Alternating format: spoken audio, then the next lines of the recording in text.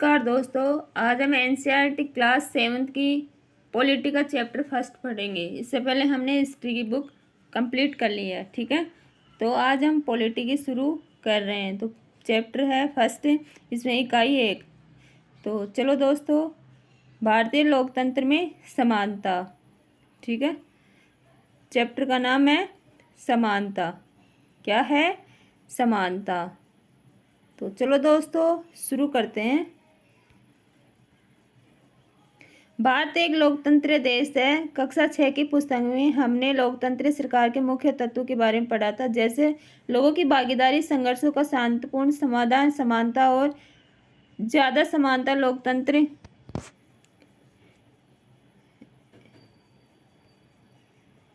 भागीदारी, संघर्षों का शांतिपूर्ण समाधान, समानता और न्याय। समानता लोकतंत्र की मुख्य विशेषता है और इसकी कार्यप्रणाली के सभी पहलुओं को प्रभावित करती है। इस अध्याय में हम आपको समानता के बारे में और अधिक जानेंगे। यह क्या है, लोकतंत्र के लिए यह आवश्यक क्यों है और भारत में सब समान है या नहीं। हम कांता की कहानी से चर्चा आरंभ करते हैं। एक कहानी के माध्यम से समझाने की कोशिश की जा रही है। तो चलो दोस्तों कहानी की सुनने की कोशिश करते हैं। कितनी अच्छी बात है ना सुजाता, कि हम सब अपने देश के समान नागरिक के रूप में वोट डाल सकते हैं। जैन साहब भी हमारे साथ इसी लाइन में खड़े हैं। हाँ बिल्कुल, चल कांता, अब तेरी बारी आई।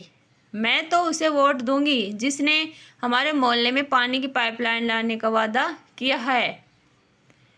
ठीक है, ये बता रहे समानता की सब समान है, चाहे कोई भी नागरिक हो। जैसे देखो बता रहा है, ये कारीगर खड़ा है, एक फिर उसके पीछे गृहिणी खड़ी है, एक परामर्शदाता खड़ा है और एक सरकारी अधिकारी खड़ा है, फिर मीडिया कर्मी खड़ा है, फिर बेरोजगार खड़ा है, उद्योगपति। ये दर्शा रहे हैं कि चाहे नौकर हो, चाहे गरीब हो, चाहे अमीर हो, सभी समान है। ठीक है। कुछ देर बाद में आना कांता। जी नमस्ते साहब। गुड़िया बुखार में पड़ी है और उसे अस्पताल लेकर जाना है, पर पहले साहब के घर का काम कराऊं और उनसे कुछ पैसे उधार ले आऊं।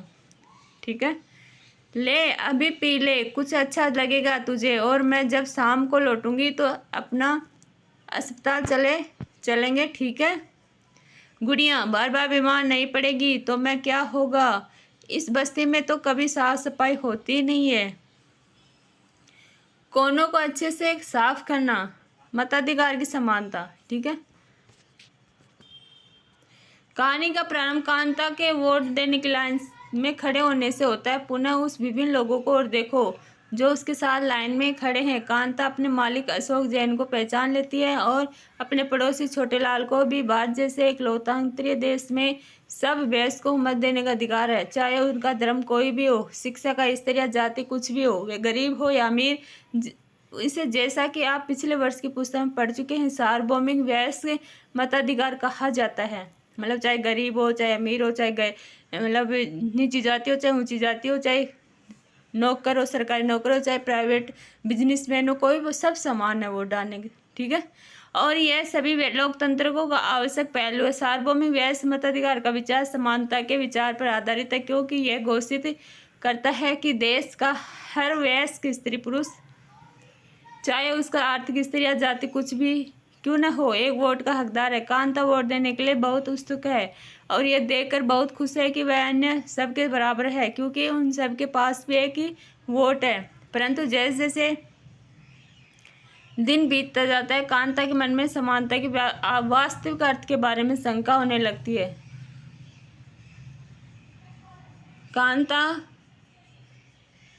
कांता ये ले तेरे पैसे, पर पहले से पैसे मांगने की आदत मत बना, समझी? जी मैडम, नहीं बनाऊंगी। परंतु वह क्या बात है जिसने कांता के मन में शंका पैदा कर दी। आओ उसके जीवन की दिनचर्या देखें। वह एक झोपड़पट्टी में रहती है, उसके घर के पीछे एक नाला है, उसकी बेटी बीमार है, परंतु अपने काम से एक दिन की भी छुट्टी नहीं ले सकती, क्योंकि उसे अपने मालिक से बच्ची को डॉक्टर के पास ले जाने के लिए पैसे उधार लेने हैं। घरेलू काम को नौकरी उसे थका देती है और अंततः उसके दिन की समाप्ति फिर लंबी लाइन में खड़े होकर होती है। सरकारी अस्पताल के सामने लगी ये लाइन उस लाइन से भिन्न है जिसमें वह सुबह लगी थी, क्योंकि इस लाइन में खड़े अधिकांश लोग गरीब हैं। उस शाम को बस जरा सी देर और बेटी, जैन मैडम और जैन साहब वोट डालने के लिए लाइन में भले ही खड़े हों, पर अपने बच्चों के इलाज के लिए उन्हें लाइन में नहीं लड़ना पड़ता है। आपके विचार में समानता के बारे में शंका करने के लिए कांता के पास क्या पर्याप्त कारण है? उपरोक्त कहानी के आधार पर उसके ऐसा सोचने के 3 कारण बताइए। अन्य प्रकार की असमानताएं। कांता उन बहुत से लोगों में से एक है जो भारतीय लोकतंत्र में रहते हैं और जिन्हें मताधिकार प्राप्त है, लेकिन जिनका दैनिक जीवन और कार्य करने की स्थितियां समानता से बहुत दूर है। निर्धन होने के अतिरिक्त भारत में लोगों को अन्य अनेक कारणों से भी असमानता का सामना करना पड़ता है। इस कारण से हम निम्नलिखित 2 कहानियों को पढ़कर समझेंगे। ये दोनों ही वास्तविक घटनाओं पर आधारित है और भारत में होने वाली विभिन्न प्रकार की असमानताओं पर प्रकाश डालती है। कुर्मी क्षत्रिय 26/4 BSc microbio MSc biotech B.Ed assistant professor private college हेतु सजातीय वर्ग चाहिए। ब्राह्मण जिजोदिया बुंदेलखंडी ब्राह्मण ध्रुव कौशल गोत्र 35.00 गोत्र वर्ण MA 3 विषयों में एवं अन्य डिप्लोमा कोर्स करने हेतु कर वर चाहिए। सर्व ब्राह्मण मान्य। तोमर राजपूत 35/9 मैकेनिकल इंजीनियर सुजलान पुणे हेतु सेवारत हैं। उच्च तकनीकी अर्हता प्राप्त राजपूत कन्या चाहिए। 23/3 स्लिम गौरी BE computer science Chhattisgarhi Agrawal कन्या के लिए सजातीय मैचिंग वर्ग चाहिए। ऊपर दिए गए वैवाहिक विज्ञापनों में जाति की सूचना देने वाले अंशों पर गोला बनाइए। भारत में सामान्यतः प्रचलित असमानताओं में से एक है जातिगत व्यवस्था। यदि आप ग्रामीण भारत में रहते हैं तो जातिगत पहचान का अनुभव शायद बहुत छोटी आयु में ही हो जाता है। यदि आप भारत के शहरी क्षेत्र में रहते हैं तो शायद यह सोचेंगे कि लोग अब जात पात में विश्वास नहीं करते, परंतु जरा एक प्रमुख समाचार पत्र के वैवाहिक विज्ञापन के कॉलम को देखिए तो आप पाएंगे कि उस शिक्षा प्राप्त शहरी भारतीय के दिमाग में भी जाति कितनी महत्वपूर्ण है। आइए अब एक कहानी स्कूल जाने वाले एक दलित बच्चे के अनुभव के बारे में पढ़ें। दलितों के बारे में आप पहले ही पिछले वर्ष की पुस्तक में पढ़ चुके हैं। दलित एक ऐसा शब्द है जो निचली कहीं जाने वाली जाति के लोग स्वयं को संबोधित करने के लिए प्रयोग में लाते हैं। दलित का अर्थ होता है कुचला हुआ या टूटा हुआ, और इस शब्द का इस्तेमाल करके दलित ये संकेत करते हैं कि पहले भी उनके साथ बहुत भेदभाव होता था और आज भी हो रहा है। ओम प्रकाश वाल्मीकि 1950-2013 एक प्रसिद्ध दलित लेखक है। अपनी आत्मकथा जूठन में वे लिखते हैं। क्या है आत्मकथा? जूठन। स्कूल में दूसरों से बैठना पड़ता था, दूसरों से मतलब दूर जाकर बैठना पड़ता था, वह भी जमीन पर। अपने बैठने की जगह तक आते आते चटाई छोड़ पड़ जाती थी। कभी कभी तो एकदम पीछे दरवाजे पास बैठना पड़ता था, जहाँ से बोर्ड पर लिखे अक्षर धुंधले दिखते थे। कभी कभी बिना कारण पिटाई भी कर देते थे। जब वे कक्षा 4 में थे, प्रधानाध्यापक ने ओम प्रकाश से स्कूल और खेल के मैदान में झाड़ू लगाने को कहा। वे लिखते हैं, लंबा चौड़ा मैदान मेरे वजूद से कई गुना बड़ा था, जिसे साफ करने से मेरी कमर दर्द करने लगती थी। धूल से चेहरा सिर हट गया था, मुंह के भीतर धूल घुस गई थी। मेरी कक्षा में बाकी बच्चे पढ़ रहे थे और मैं झाड़ू लगा रहा था। हेडमास्टर अपने कमरे में बैठे थे, लेकिन निगाह मुझ पर टिकी थी। पानी पीने तक की इजाज़त नहीं थी। पूरा दिन मैं झाड़ू लगाता रहा। स्कूल के कमरों की खिड़की दरवाजे से मास्टरों और लड़कों की आंखें छिपकर तमाशा देख रही थी। ओम प्रकाश से अगले 2 दिनों तक स्कूल और खेल के मैदान में झाड़ू लगवाई जाती रही, और यह क्रम तभी रुका जब उधर से गुजरते हुए उसके पिता ने अपने बेटे को झाड़ू लगाते हुए देखा। उन्होंने शिक्षकों को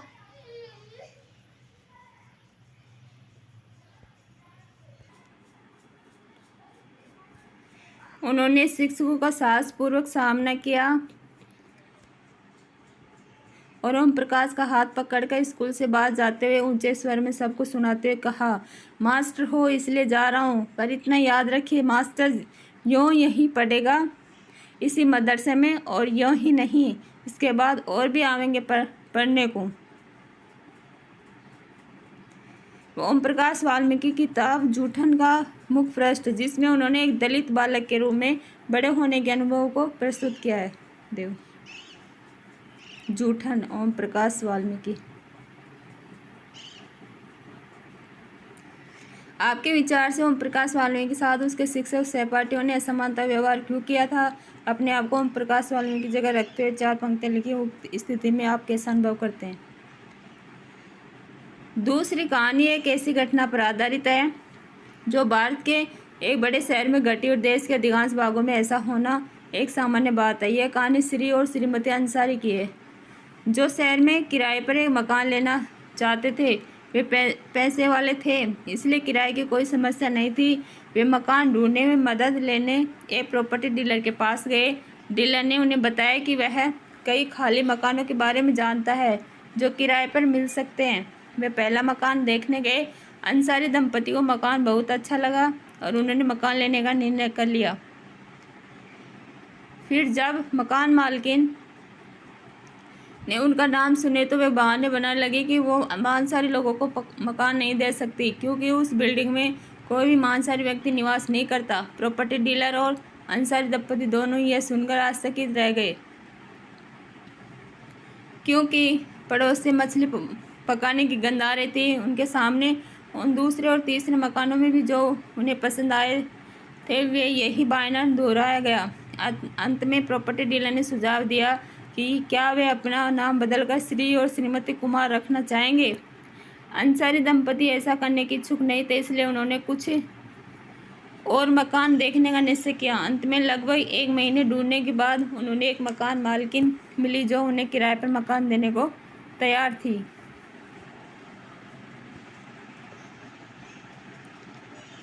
मानवीय गरिमा का मूल्य। अब तक आप समझ गए होंगे प्राय कुछ लोगों के साथ ऐसा मानव व्यवहार बस इस कारण होता है कि उनका जन्म किसी जाति, लिंग या धर्म में हुआ और ये उच्च वर्ग के हैं या मध्यम या निम्न वर्ग के। ओम प्रकाश वाल्मीकि और अंसारी परिवार के साथ ऐसा मानव व्यवहार जातिगत और धर्मगत कारणों से हुआ।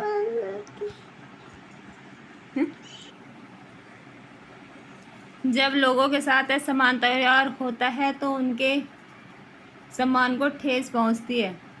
ओम प्रकाश वाल्मीकि तथा अंसारी दंपति के साथ किए गए व्यवहारिक कानून की गरिमा को ठेस पहुंची। ओम प्रकाश वाल्मीकि को उनकी जाति के कानून स्कूल में झाड़ू लगवाकर शिक्षकों और छात्रों ने उनके सम्मान को बुरी तरह आहत किया। उन्हें यह महसूस कराया गया कि वे विद्यालय के अन्य छात्रों के समान नहीं हैं, उनसे कमतर हैं। बच्चा होने के कारण ओम प्रकाश वाल्मीकि स्वयं इस बारे में अधिक कुछ नहीं कर सकते, किंतु जब उनके पिता ने अपने बेटे को झाड़ू लगाते हुए देखा तो उन्हें इस असमान व्यवहार पर क्रोध आया और उन्होंने शिक्षकों के समक्ष विरोध प्रकट किया। जब लोगों ने अंसारी दंपति को अपना मकान किराए पर देने का इनकार कर दिया तब उनके सम्मान को भी चोट पहुंची। फिर जब प्रॉपर्टी डीलर ने उन्हें नाम बदलने का सुझाव दिया तब उनके आत्मसम्मान ने उन्हें ऐसा करने से रोक दिया और उन्होंने उस सुझाव को ठुकरा दिया। ओम प्रकाश अंसारी दंपति के साथ ऐसा व्यवहार नहीं होना चाहिए था। वे उसी सम्मान और उसी गरिमा के हकदार थे जो अन्य किसी व्यक्ति को मिलती है। ठीक है, मतलब सभी समान है, किसी को दूसरा ये सद्बर्ताव नहीं करना चाहिए।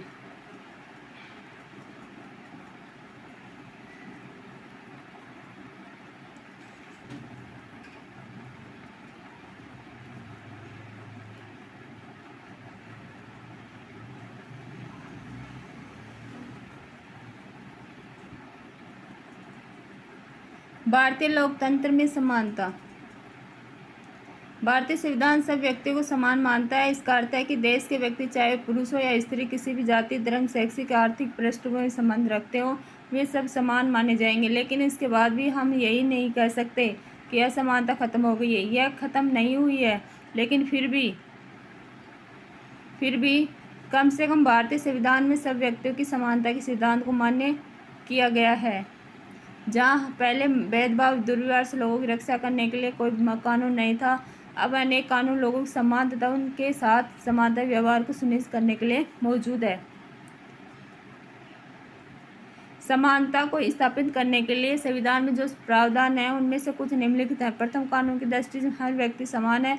इसका तात्पर्य है कि हर व्यक्ति को देश के राष्ट्रपति से लेकर कांता जैसी घरेलू काम की नौकरी करने वाली महिला तक सभी को एक ही जैसे कानून का पालन करना है। दूसरा, किसी भी व्यक्ति के साथ उसके धर्म, जाति, वंश, जन्म स्थान और उसके स्त्री या पुरुष होने के आधार पर भेदभाव नहीं किया जा सकता। तीसरा, हर व्यक्ति सार्वजनिक स्थानों पर जा सकता है जिनमें खेल और मैदान, होटल, दुकानें, बाजार आदि सम्मिलित हैं। सब लोग सार्वजनिक कुओं, सड़कों, नहाने के घाटों का उपयोग कर सकते हैं। चौथा, अस्पृश्यता का उन्मूलन कर दिया गया है। शासन ने संविधान द्वारा मान्य किए गए समानता के अधिकार को दो तरह से लागू किया है। पहला, कानून के द्वारा, और दूसरा, सरकार की योजना और कार्यक्रमों द्वारा सुविधाहीन समाजों की मदद करके। भारत में ऐसे अनेक कानून हैं जो व्यक्ति के समान व्यवहार प्राप्त करने के अधिकार की रक्षा करते हैं। कानून के साथ साथ सरकार ने उन समुदाय जिनके साथ सैकड़ों वर्षों तक असमानता व्यवहार हुआ है उनका जीवन सुधारने के लिए अनेक कार्यक्रम और योजनाएं लागू की है। ये योजनाएं यह सुनिश्चित करने के लिए चलाई गई हैं कि जिन लोगों को अतीत में अवसर नहीं मिले अब उन्हें अधिक अवसर प्राप्त हों। इस दिशा में सरकार द्वारा उठाया गया एक कदम है मध्याह्न भोजन की व्यवस्था। इस कार्यक्रम के अंतर्गत सभी सरकारी प्राथमिक स्कूलों में बच्चों को दोपहर का भोजन स्कूल द्वारा दिया जाता है। यह योजना भारत में सर्वप्रथम तमिलनाडु राज्य में प्रारंभ की गई और 2001 में उच्चतम न्यायालय ने सभी राज्य सरकारों को इसे अपने स्कूलों में 6 माह के अंदर प्रारंभ करने के निर्देश दिए। इस कार्यक्रम काफ़ी सकारात्मक प्रभाव हुए। उदाहरण के लिए दोपहर का भोजन मिलने के कारण गरीब बच्चों ने अधिक संख्या में स्कूल में प्रवेश लेना और नियमित रूप से स्कूल जाना शुरू कर दिया। शिक्षक बताते हैं कि पहले बच्चे खाना खाने घर जाते थे और फिर वापस लौट के नहीं आते थे, परंतु अब जब से स्कूल में मध्याह्न भोजन मिलने लगा है उनकी उपस्थिति में सुधार आया है। वे माताएं जिन्हें पहले काम छोड़कर दोपहर को बच्चों को खाना खिलाने घर आना पड़ता था अब उन्हें ऐसा नहीं करना पड़ता। इस कार्यक्रम से जातिगत पूर्वाग्रह को कम करने में भी सहायता मिली है क्योंकि स्कूल में सभी जातियों के बच्चे साथ साथ भोजन करते हैं और कुछ स्थानों पर तो भोजन पकाने के लिए दलित महिलाओं को काम पर रखा गया है। मध्याह्न भोजन कार्यक्रम ने निर्धन विद्यार्थियों की भूख मिटाने में सहायता की है जो प्राय खाली पेट स्कूल आते हैं और इस कारण पढ़ाई पर ध्यान केंद्रित नहीं कर पाते। ये देखो, उत्तराखंड की एक शासकीय शाला में बच्चों को उनका मध्याह्न भोजन परोसा जा रहा है। देखो, ये देखो, सतत विकास लक्ष्य से भूखमरी समाप्त करना। संसद हमारे लोकतंत्र का आधार स्तंभ है और हम अपने निर्वाचित प्रतिनिधियों माध्यम से उनमें प्रतिनिधित्व पाते हैं। ये हमारी संसद है।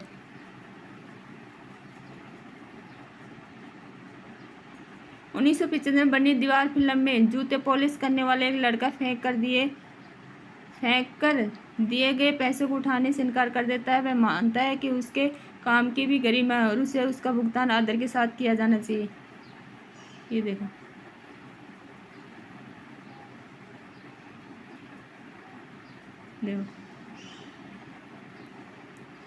मतलब चाहे काम छोटा हो चाहे बड़ा उसको सम्मान अधिकार मिलना चाहिए और सम्मान अपनी आत्मा को भी ऐसे लगना चाहिए हाँ मैं काम कर रहा हूँ तो उसमें उसको रेस्पेक्ट मिलना चाहिए।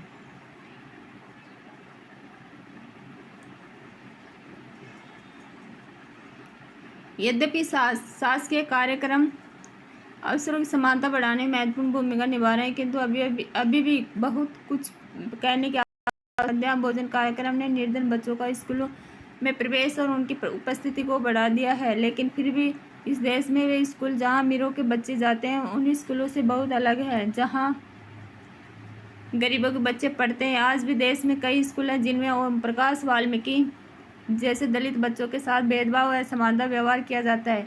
इन बच्चों को ऐसे असमान स्थितियों में धकेला जाता है जहाँ उनके सम्मान की रक्षा नहीं हो पाती। ऐसा इसलिए क्योंकि कानून बन जाने के बाद भी लोग उन्हें समान समझने से इनकार कर देते हैं। अपने आत्मसम्मान को दांव पर लगाकर जीवित रहना शोभनीय है। आत्मसम्मान जीवन का सबसे जरूरी हिस्सा है। इसके बिना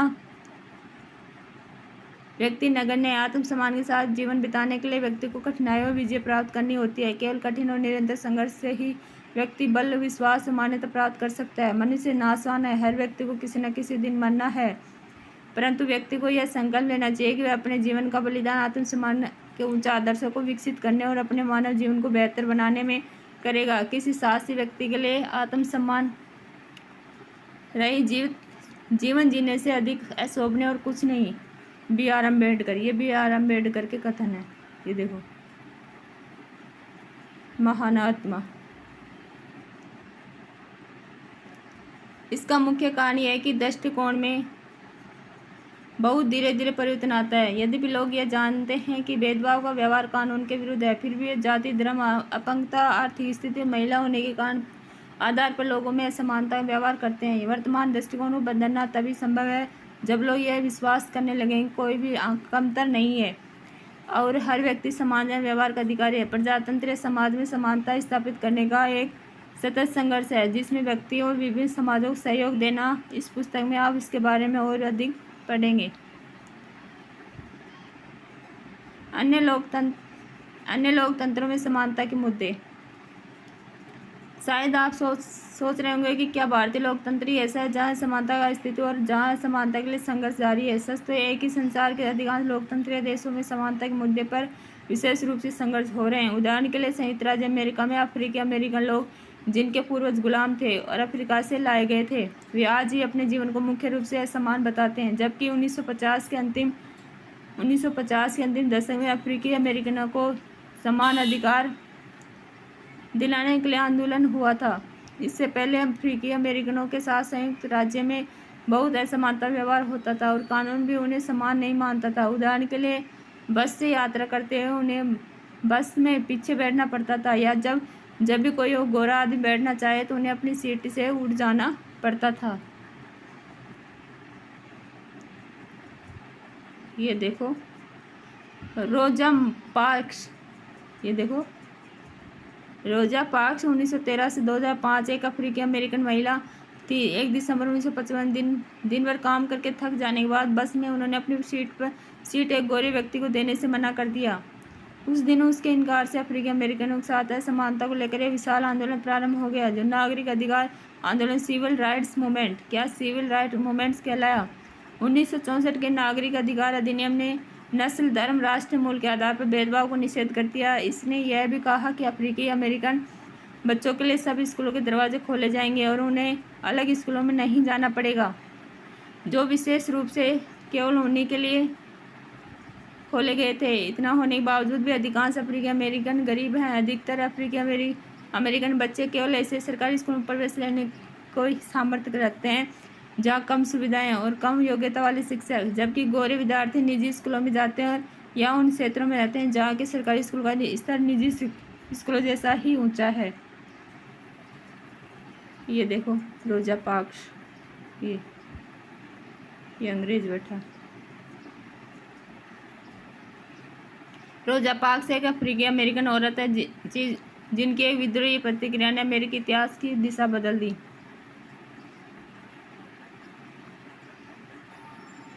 भारतीय संविधान का अनुच्छेद 15 के अंश धर्म, मूल वंश, जाति, लिंग या जन्म स्थान के आधार पर विभेद का प्रतिषेध, ये अपना मूल अधिकार है। ठीक है। राज्य किसी नागरिक के विरुद्ध केवल धर्म, मूल वंश, जाति, लिंग, जन्म स्थान है, इनमें से किसी के आधार पर कोई विभेद नहीं कर सकता। कोई नागरिक केवल धर्म, मूल वंश, जाति, लिंग, जन्म स्थान है, इनमें से किसी के आधार पर दुकानों, सार्वजनिक भोजनालयों, होटलों, सार्वजनिक मनोरंजन के स्थानों में प्रवेश या पूर्णतः या भारतीय राज्य नीति से पोषित या साधारण जनता के प्रयोग के लिए समर्पित कुओं, तालाबों, स्नान घाटों, सड़कों, सार्वजनिक समागम के स्थानों के उपयोग के संबंध में किसी भी नियोक्ता, दायित्व, निर्बंधन या शर्त के अधीन नहीं होगा। लोकतंत्र की चुनौती। किसी भी देश को पूरी तरह से लोकतंत्र नहीं कहा जा सकता। हमेशा से ही यही ऐसे समुदाय और व्यक्ति होते हैं जो लोकतंत्र को नए अर्थ देते हैं और अधिक से अधिक समानता लाने के लिए नए नए सवाल उठाते हैं। इसके केंद्र में वह संघर्ष है जो सब व्यक्तियों को सम्मान दिलाने का पक्षधर है। इस पुस्तक में आप पढ़ेंगे किस तरह समानता का प्रश्न भारतीय लोकतंत्र में हमारे दैनिक जीवन के विभिन्न पहलुओं को प्रभावित करता है। इन पाठों को पढ़ते हुए विचार कीजिए, क्या सब व्यक्तियों की समानता और उनके आत्मसम्मान को ऊंचा रखने की भावना को लोग स्वीकार कर रहे हैं या नहीं।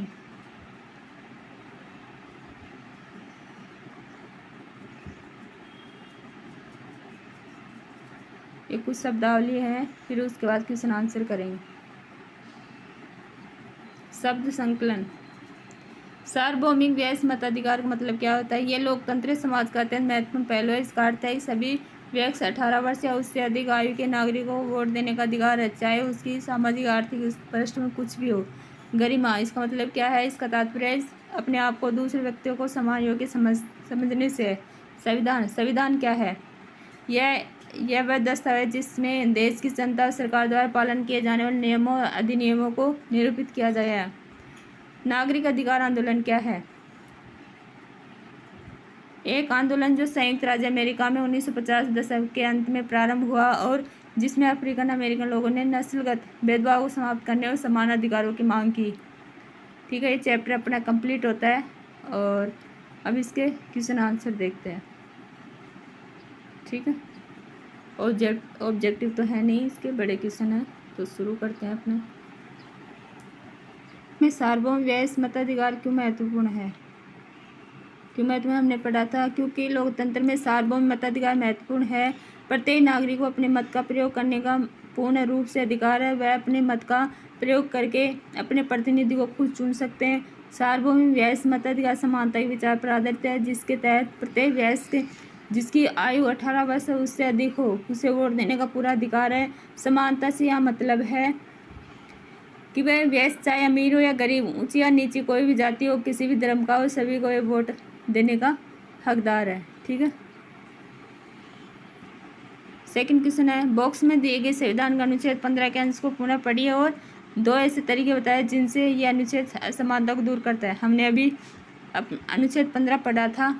ठीक है, तो उसमें दूर करने के तरीके हैं, जैसे राज्य किसी भी नागरिक को उसके धर्म, जाति, लिंग, वर्ण, जन्म स्थान आदि के आधार पर कोई भेद नहीं कर सकता और किसी भी नागरिक को उसके धर्म, जाति, लिंग, वर्ण, जन्म स्थान आदि के आधार पर किसी भी दुकानों, मनोरंजन के स्थानों तथा किसी भी सार्वजनिक स्थानों पर जाने से रोका नहीं जा सकता। ठीक है,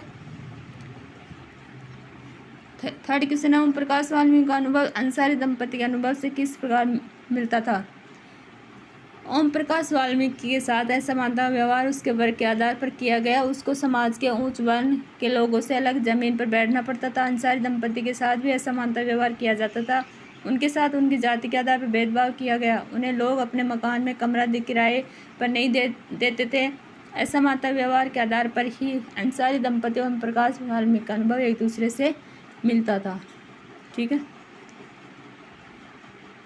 फोर्थ क्वेश्चन अपना, कानून के सामने सब व्यक्ति बराबर हैं, इस कथन से आप क्या समझते हैं? आपके विचार से ये लोकतंत्र महत्वपूर्ण क्यों है? क्योंकि लोकतंत्र में कानून धर्म, जाति, लिंग के आधार पर कोई भेदभाव नहीं करता। कानून के शासन से यह तात्पर्य है कि देश में लागू होने वाले सभी कानून प्रत्येक नागरिक के लिए एक समान है, चाहे वह कोई सरकारी अधिकारी हो या कोई आम आदमी, कोई नेता हो, या सभी के लिए कानून समान रूप से लागू होता है। और कानून के उल्लंघन की एक तय सजा होती है। सजा के लिए भी एक प्रक्रिया तय होती है जिसके आधार पर अपराध साबित होता है। ठीक है,